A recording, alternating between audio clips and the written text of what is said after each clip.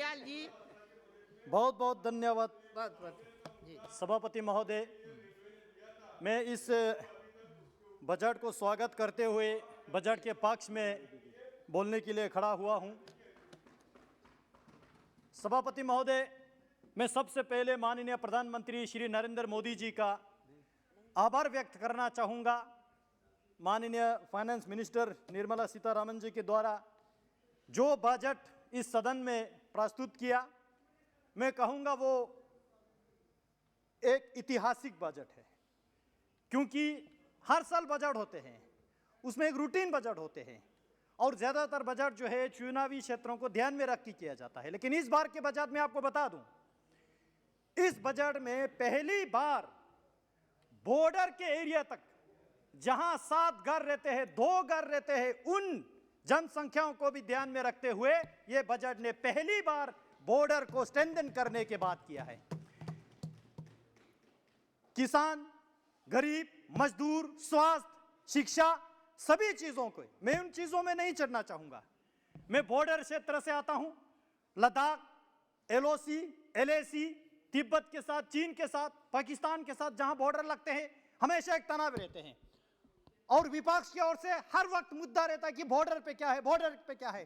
तो मैंने सोचा थोड़ा बॉर्डर की कहानी बता दूं, इसलिए मैं पूरा बॉर्डर पे फोकस करके बताना चाहूंगा। मैडम स्पीकर, कांग्रेस के शासनकाल में पूरा बॉर्डर खाली करने का काम किया। नेहरू जी ने फॉरवर्ड पॉलिसी बताते रहा और बॉर्डर पे बैकवर्ड पॉलिसी का इंप्लीमेंट हुआ। हमारे बॉर्डर खाली होते गया, लोगों को सुविधा ही नहीं दिया, फैसिलिटीज तो छोड़िए, फंडामेंटल राइट तक नहीं दिया, शिक्षा नहीं दिया, स्वास्थ्य नहीं दिया, टेलीकम्युनिकेशन नहीं दिया, सड़क नहीं दिया। लेकिन आज पहली बार इस बजट में वाइब्रेंट विलेज प्रोग्राम के अंतर्गत जितने भी सीमाएं जो नॉर्दर्न सेक्टर में है, चीन के साथ, तिब्बत के साथ जो सीमाएं लगते हैं, उन गांवों को, वहां के लोगों को सशक्त करने का जो बात किया है, मैं स्वागत करता हूं ऐसे बजट का। और मैं एक चीज यहां पे कोट करके बताना चाहता हूं मैडम स्पीकर। यूपीए सरकार के दौरान 6 सितंबर 2013 को तत्कालीन डिफेंस मिनिस्टर ए के एंटोनी जी का ये इसी सदन में स्टेटमेंट है। Independent India, I quote, independent India had a policy for many years was that the best defense of the country's border is not to develop border. Undeveloped border are safer than developed border. So for many years, there was no construction of airfields and roads, nothing along the border areas. By the time China continued to develop their infrastructure in the border areas, so as a result, they have now gone ahead of us compared to infrastructure-wise, capability-wise in the border areas. They are ahead. तत्कालीन रक्षा मंत्री जी का ये सदन में statement है। Border को backward रखना, border को डेवलप नहीं करना, ये समझते थे कि बॉर्डर की सुरक्षा है। आज उसी पार्टी के लोग बेशर्मिंदा होकर यह सरकार से पूछ रहे हैं कि बॉर्डर पे क्या है, गलवान पे क्या हुआ, पेंगोंग पे क्या है, छुशुल पे क्या है। मैं बताना चाहता हूं, आज बॉर्डर पे खतरा बढ़ रहा है तो यह कांग्रेस की नीति के कारण से बढ़ रहा है। चाइना की ओर से सीपैक बना दिया, चाइना पाकिस्तान इकोनॉमिक कॉरिडोर, यह मोदी जी के शासनकाल में नहीं बना। डेमजोक के आगे टाशीगंग में हाइडल पावर डैम बना दिया, रोड बना दिया, 6-8 एयरपोर्ट बना दिया, पूरे लद्दाख को गिरा दिया। यह कांग्रेस के शासनकाल में हुआ और हमारे यहां से उफ तक नहीं बोला कांग्रेस सरकार ने। मैं बताना चाहता हूं अध्यक्ष महोदय, अभी गलवान सेक्टर के बाद बार बार आते, गलवान, फिर वहां से जाके मोरगो, दौलत बेगुड़ी सेक्टर, पूरे उस एरिया को नॉर्दर्न सब सेक्टर कहते हैं, जहां कनेक्टिविटी के लिए डीएसडीबीओ, दुर्बुक शायोग, दौलत बेगुड़ी जो एक सड़क होता है, माननीय अटल जी के सरकार के दौरान वहां पे सड़क बनाने के जो निर्णय लिया 220 किलोमीटर का, 2020 में वो काम चालू हुआ। उसके बाद कांग्रेस सरकार आया। अध्यक्ष जी, मैं आपको बता दूं, 2012 तक वो सड़क कंप्लीट नहीं हुआ, बनाया ही नहीं हुआ पे, और विजिलेंस लग गया, विजिलेंस में बताया कि वहां तो इतना दूर है, बर्फ है, पानी है, नहीं जा पाएंगे, आपको हेली की कराते हैं। तो विजिलेंस कमेटी को हेली में ले गया। मैं आपको बहुत इंटरेस्टिंग कहानी सुना रहा हूं।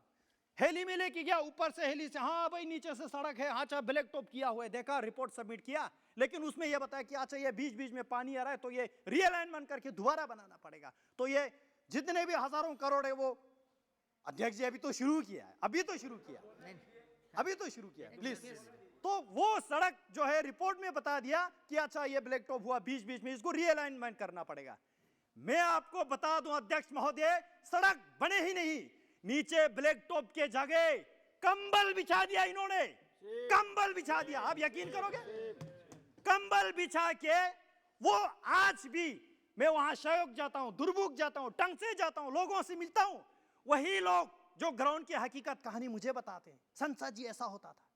लेकिन आज 2014 में मोदी जी की सरकार आए, तब से उस काम में रफ्तार पकड़ा, नए सिरे से शुरू किया। 2017 तक दौलतबीगुड़ी सेक्टर तक 220 किलोमीटर का सड़क चकाचक बना दिया। 2019 में माननीय रक्षा मंत्री राजनाथ सिंह वहां जाके 500 मीटर के गलवन घाटी के सामने एक ब्रिज का इनॉग्रेशन होता है। यह बॉर्डर का इंफ्रास्ट्रक्चर नहीं है क्या? उस रोड के समेत 37 ब्रिजेस जो स्ट्रेटेजिकली बहुत इंपॉर्टेंट है। मैं बताना चाहता हूं यह हो रहा है बॉर्डर में। ये बार बार पूछ रहे हैं कि बॉर्डर में क्या होता है। PP-14 गलवन घाटी बार बार चर्चा में आते हैं। मैं बताना चाहता हूं गलवन घाटी बहुत बड़ा इलाका है। नेहरू जी के टाइम पे गलवन घाटी ऑलरेडी अक्साई चीन में जा चुके हैं। हमारे पास जो बचा है वो PP-14 गलवन के मुंह है।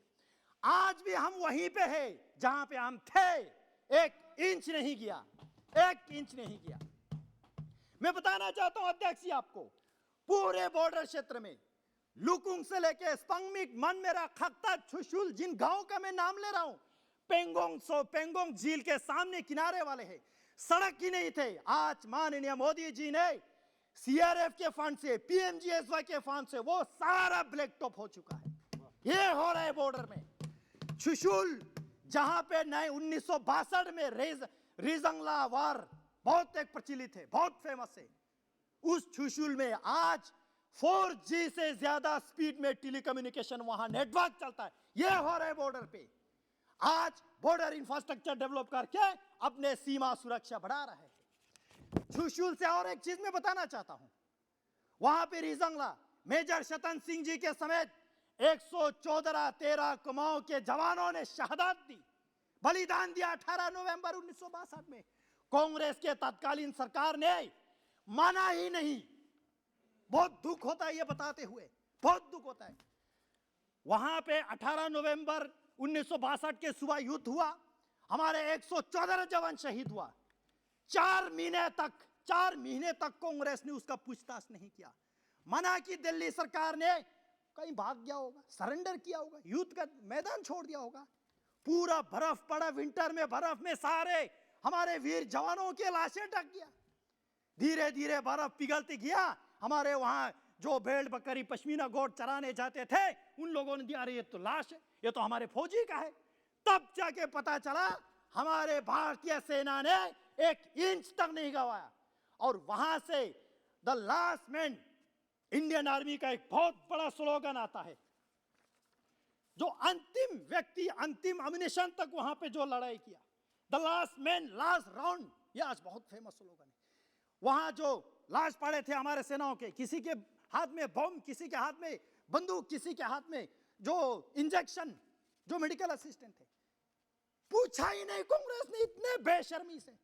आज 60 साल के बाद नरेंद्र मोदी जी के सरकार ने मेजर शतन सिंह के समेत 114 जवानों को अपने शौर्य गाथा लिखने का जो समय दिया, वहां पे वार मेमोरियल बना के इस बात उद्घाटन।